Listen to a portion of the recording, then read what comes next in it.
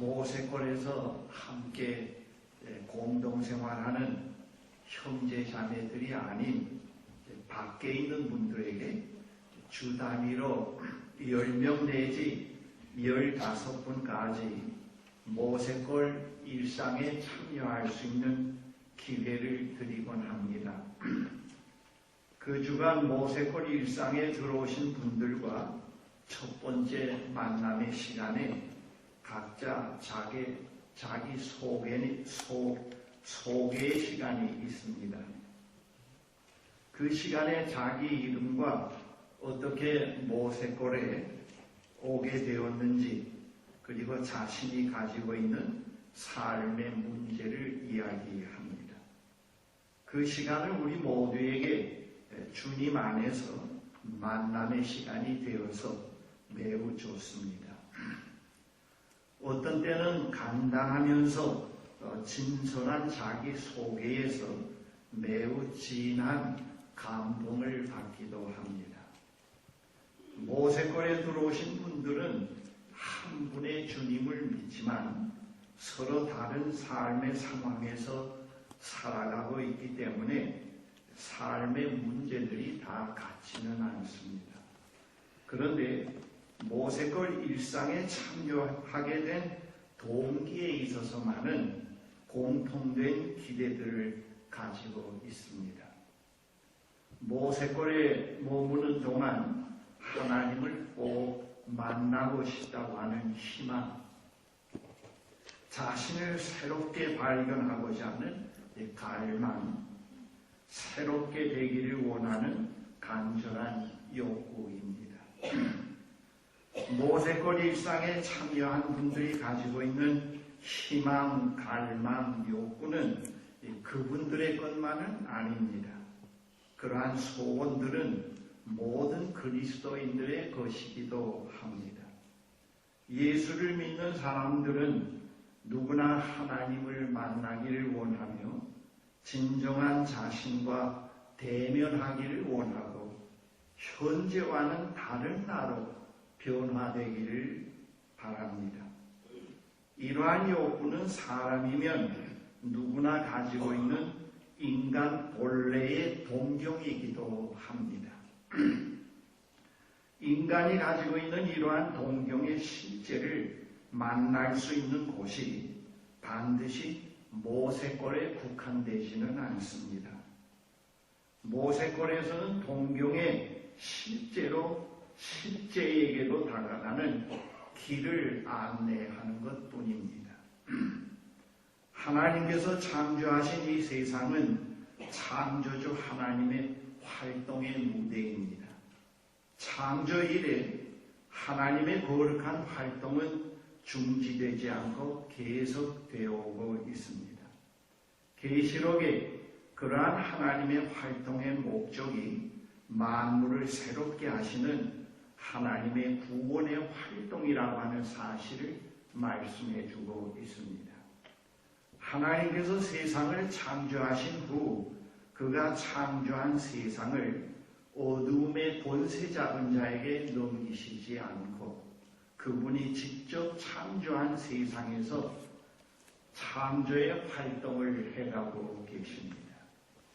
하나님의 활동 무대인 세상에서 그분 자신의 본질을 가장 극명하게 드러내신 것이 십자가입니다. 십자가는 모든 피조물들에게 희망의 문입니다. 이 십자가에서 우리는 하나님을 만나게 되고 나 자신을 새롭게 만나게 되고 진정한 의미의 새로운 삶을 시작하게 됩니다. 그러한 의미에서 십자가는 희망의 문입니다. 십자가에서 우리는 세상을 극진히 사랑하시며 나를 극진히 사랑하시는 하나님을 만나게 됩니다. 거기서 하나님과 내가 함께 만들어가야 할 하나님의 사랑 가운데 깊이 숨겨져 있는 새로운 삶이 시작됩니다. 우리는 십자가에서 나의 어리석음, 나의 부족, 나의 편견으로 망가뜨려져서 결국 파멸 외에 다른 선택의 여지가 없는, 그러면서도 한편 도저히 그러한 비참함을 감당할 수 없는 운명의 짐을 대신 담당해 주신 사랑의 하나님을 만나게 됩니다. 내가 저질러 놓은 이 일의 중대함과 고통이 얼마나 무거운가를 십자가에서 보게 됩니다. 그 고통은 나로서는 도저히 감당할 수 없는 것을 하나님께서 대신 감당해 주셨습니다. 그만큼 나를 사랑하시는 하나님을 만나게 됩니다. 제가 성장 과정에서 어떤 잘못을 범했을 때 밤잠도 잘 오지 않고 인격에 분열이 심하게 오고, 그리고 소화도 잘 안 되고 그런 경험을 한 적이 있었습니다. 그때 이제 제가 생각한 것은 바로 이러한 것이 계속 해결될 수 있는 길이 없다고 하면은 나는 죽겠구나. 죽음이라는 것은 바로 이런 것이구나. 술로도 해결할 수 없고 어떤 마약으로도 해결할 수 없고, 잠시 그 고통을, 본민을 약간 약하게 만들 수 있지만은 다시 그 자리에 돌아오면은 그것이 다시 살아납니다. 그때 제가 생각하게 된 것은 바로 십자가의 용서가 없다고 하면은 우리는 다 이런 형벌 속에서 벗어날 수가 없겠구나 하는 것을 성장 과정에서 경험한 적이 있습니다. 바로 그러한 죄의 짐을 하나님께서 대신 담당하셨습니다. 우리가 십자가에서 만나게 되는 하나님이 본문의 고난의 종으로 묘사되어 있습니다. 세 번역으로 4절, 5절의 말씀을 다시 읽어드리면은 그는 실로 우리가 받아야 할 고통을 대신 받고 우리가 겪어야 할 슬픔을 대신 겪었다. 그러나 우리는 그가 징벌을 받아서 하나님에게 맞으며 고난을 받는다고 생각하였다. 그러나 그가 찔린 것은 우리의 허물 때문이고 그가 상처를 받은 것은 우리의 약함 때문이다. 그가 징계를 받음으로써 우리가 평화를 누리고 그가 매를 맞음으로써 우리의 병이 나았다. 또 한편 우리는 십자가에서 자비와 정의의 그 조화의 공명을 보게 됩니다. 십자가에서는 자비와 정의가 균형을 이루고 있습니다. 우리들의 삶에는 자비와 정의가 균형을 이루지 못하기 때문에 정의가 삶의 질서를 파괴하는 무기가 되곤 합니다. 그래서 정의가 악용되곤 합니다. 정의라는 명분으로 투쟁하는 사람들은 더 높은 가치를 위해서 그들이 투쟁한다고 생각을 합니다. 그러나 그것은 사실이 아닙니다. 그들은 자비와 정의도 다 잃어버린 사람들입니다. 예수 그리스도를 십자가에 못 박은 사람들도 그런 유형의 사람들입니다. 그들의 눈에는 자비가 보이지 않습니다. 단지 투쟁할 목표만 보입니다. 우리가 자비를 잃는 순간 정의가 우상이 되곤 합니다. 그리고 정의가 하나님의 자리에 앉게 됩니다. 하나님은 분명히 정의입니다. 그러나 정의는 하나님이 아닙니다. 우리는 십자가에서 진정한 정의와 자비가 어떻게 균형을 이루는가 하는 것을 보게 됩니다. 만약 그 균형이 깨어진 상태라고 하면 우리는 하나도 남아있을 사람이 없고 이 세상은 어떤 것도 존재할 수 있는 여지가 없게 됩니다. 그런데 그 균형이 잘 이루어지고 있기 때문에 이 세상이 계속 유지되고 있습니다. 그리고 우리는 십자가에서 하나님을 사랑하도록 결정된 나, 하나님의 사랑을 입은 나를 만나게 됩니다. 십자가에서 너희는 하나님의 사랑을 받은 자녀라고 우리의 존재를 규정짓고 있습니다. 십자가에서는 도덕적인 변화 이전에 정체성의 변화를 먼저 얘기하고 있습니다. 우리가 십자가에서 대면하는 나는 하나님의 저주 가운데 있는 나가 아닙니다. 죄의 노예로 평생 살아가도록 운명지어진 나도 아닙니다.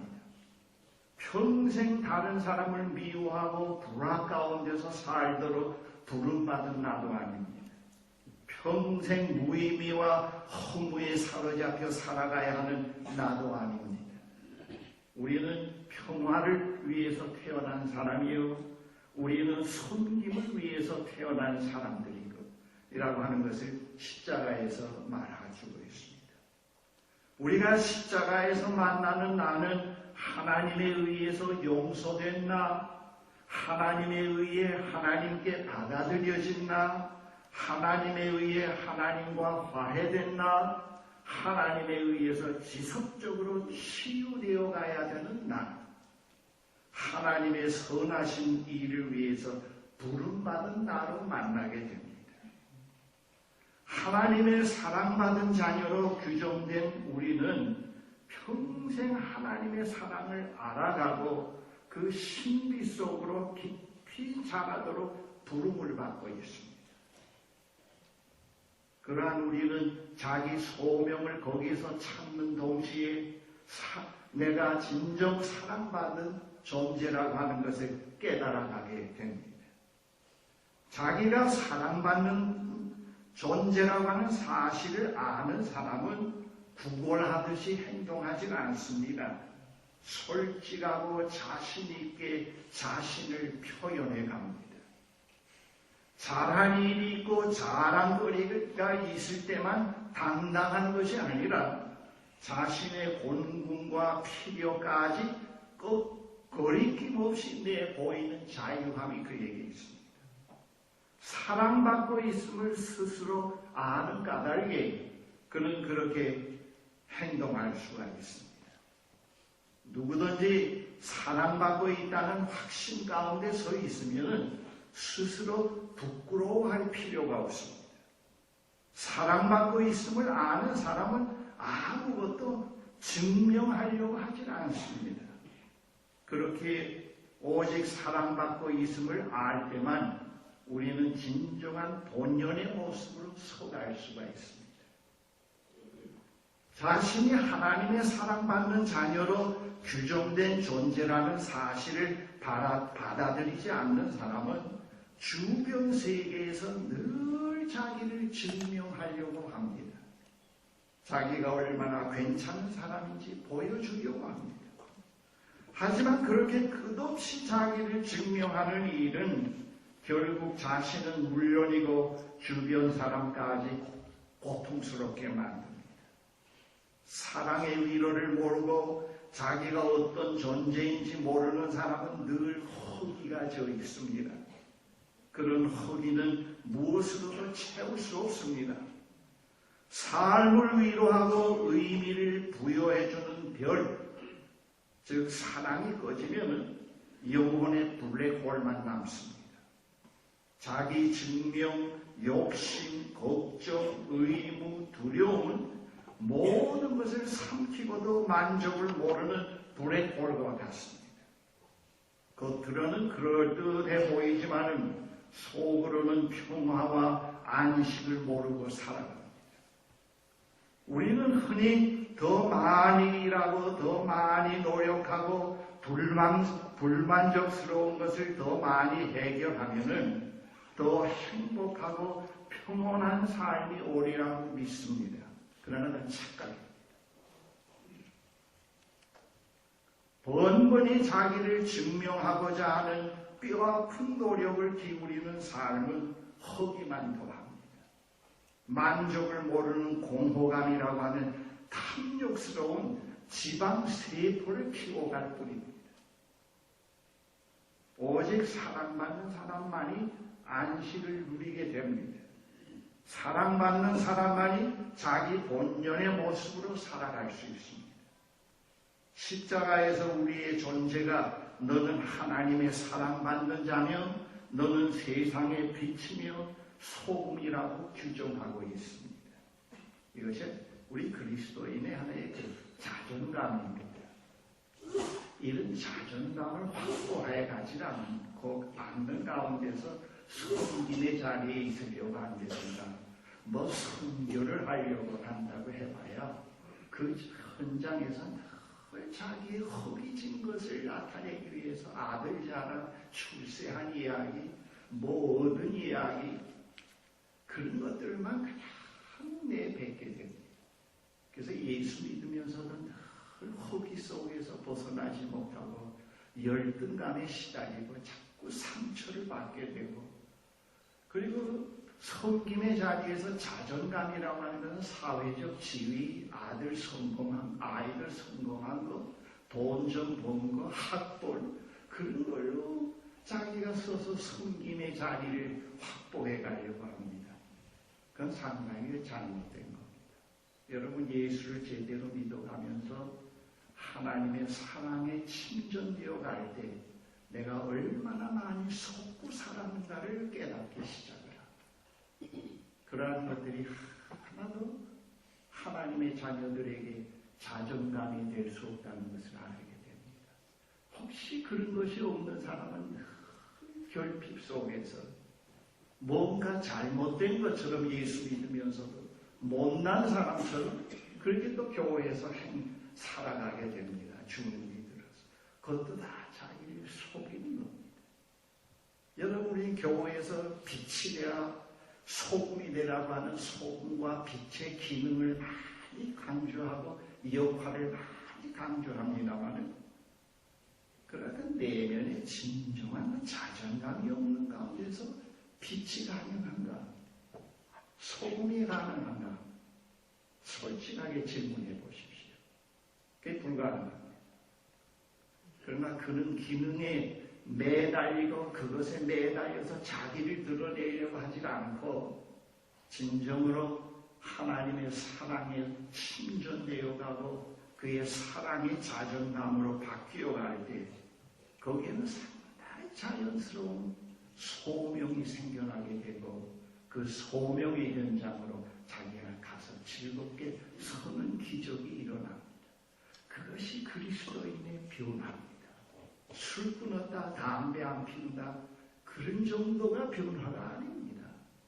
남이 못 되는 어떤 관직에 올랐다 그게 변화가 아닙니다. 그렇다고 또 이제부터 술 마시고 담배 막 피우라는 뜻은 아닙니다. 그러나 당신이 예수 믿고 진정 변화된 게 무엇인가? 누가 물을 때 진정 내가 변화된 게 무엇인가? 우리가 물을 때 스스로 물어볼 때 우리는 그런 것에서 얘기할 수 있어야 됩니다. 거기에서 평안이 옵니다. 거기에서 자유가 옵니다. 거기서 진정한 이웃에 대한 섬김이 이루어질 수가 있습니다. 다음으로 우리는 십자가에서 새로운 의미의 일상을 시작하게 됩니다. 그 새로운 의미의 일상이라고 하는 것은 좀 신학적 용어를 쓴다고 하면은 이건 신학적 용어만은 아닙니다. 철학적 용어도 되겠죠. 크로노스가 아닌 카이로스입니다. 똑같이 시간을 나타내는 건데 이 크로노스는 일상의 시간이요. 카이로스는 하나님과의 관계 속에서 새로운 의미가 부여되는 시간입니다. 우리가 이 십자가에서 그 새로운 의미의 일상이 말이죠. 이 크로노스가 아닌 카이로스입니다. 삼위일체 하나님과 함께하는 새로운 삶의 여정이 시작됩니다. 이 여정에서 우리는 하나님께 길들여져 가기 시작을 합니다.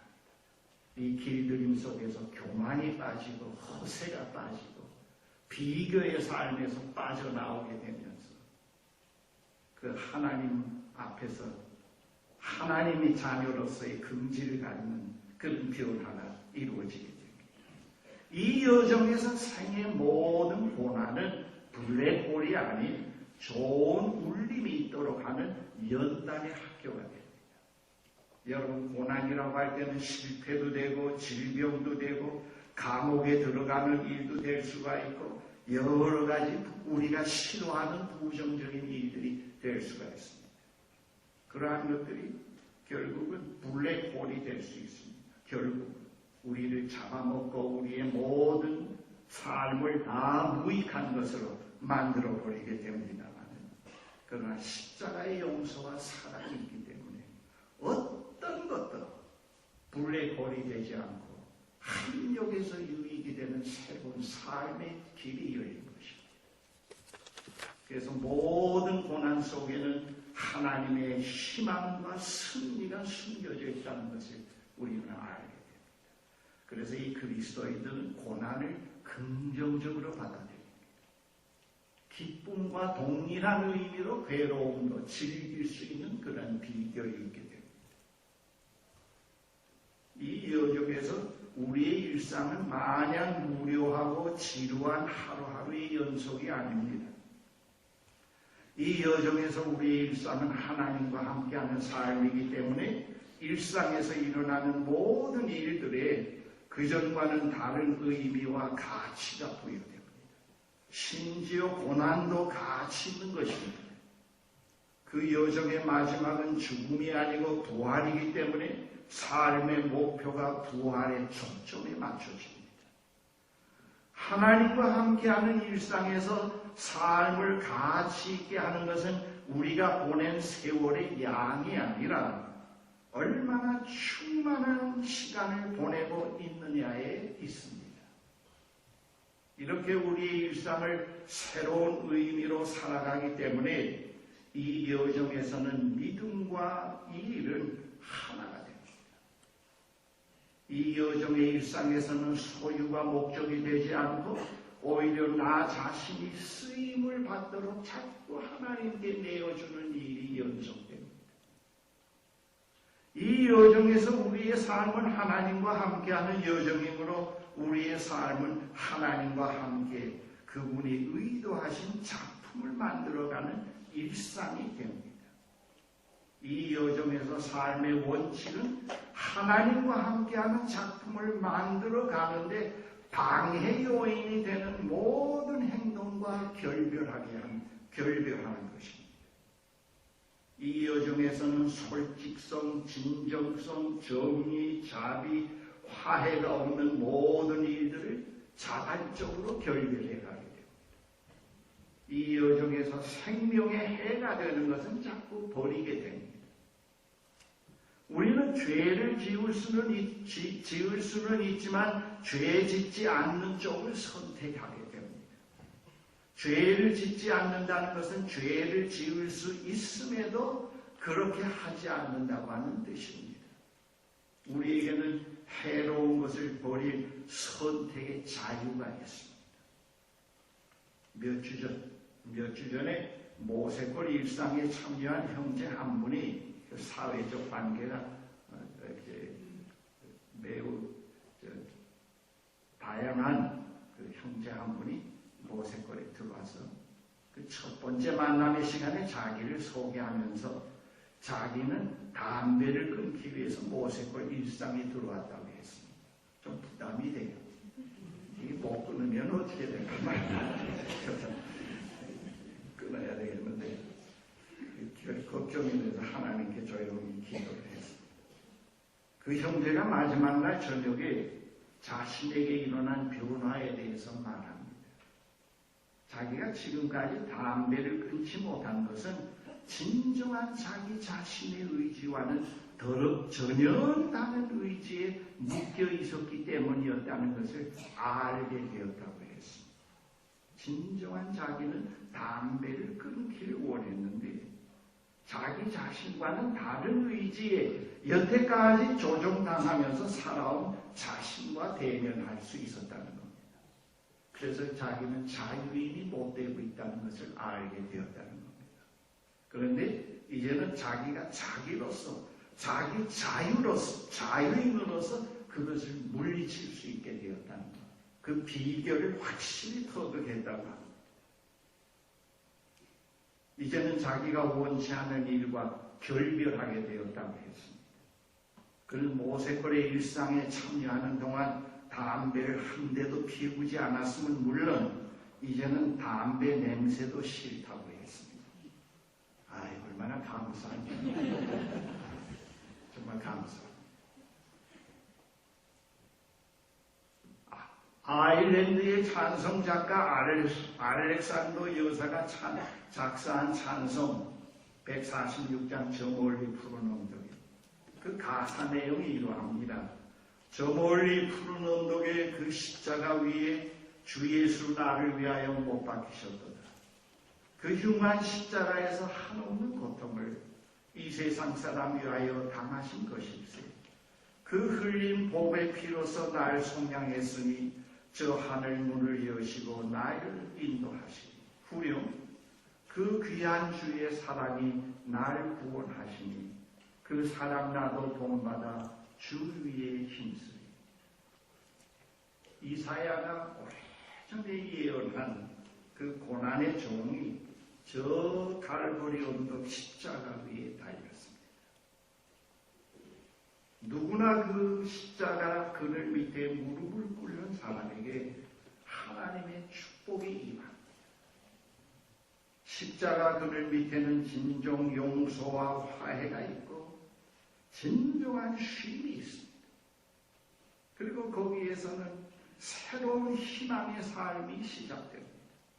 십자가 밑에서는 그 어떤 삶의 무거운 짐도 죄도 다 내려놓을 수가 있습니다.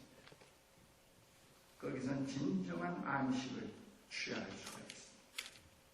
그래서 그 십자가는 우리에게 희망의 문이 되고 사랑하는 형제 자매들, 우리는 그 십자가 앞에 십자가 그늘에 늘 때때로 찾아가 무릎을 꿇을 수 있어야 합니다.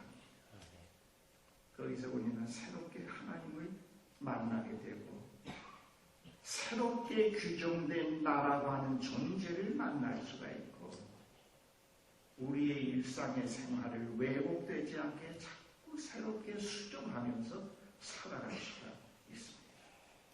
기도하십시오.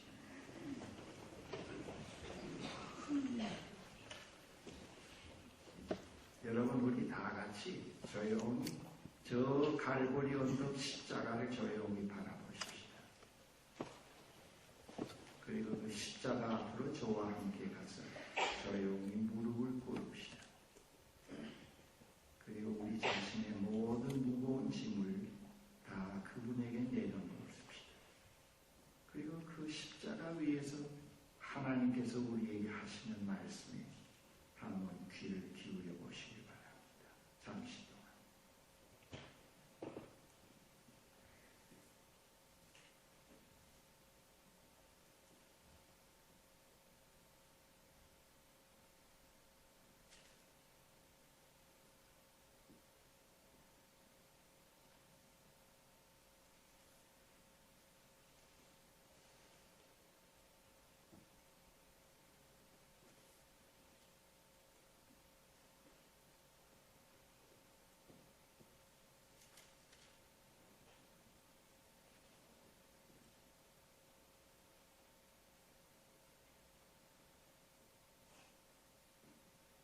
저 멀리 골고다 언덕 십자가에서 모든 피조 세계에 새로운 희망의 문이 열림을 감사합니다. 이것은 전적으로 하나님에 의해서 이루어진 겁니다. 하나님이 세상을 이처럼 사랑하시기 때문에 이 모든 피조의 세계가 하나님에게 속해 있기 때문에 이런 축복의 문이 열렸습니다. 우리가 사순절을 보내면서 십자가 앞에 다시 한번 가서 무릎을 꿇을 수 있게 해주시옵소서.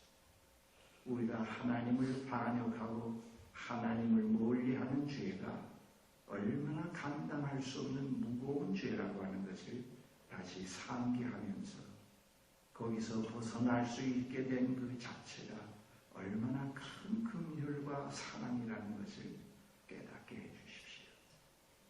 그리고 거기에서 저주받은 나로 규정된 것이 아니고 하나님이 그 진히 사랑하는 자로서 규정된 나를 볼 수 있게 해주십시오.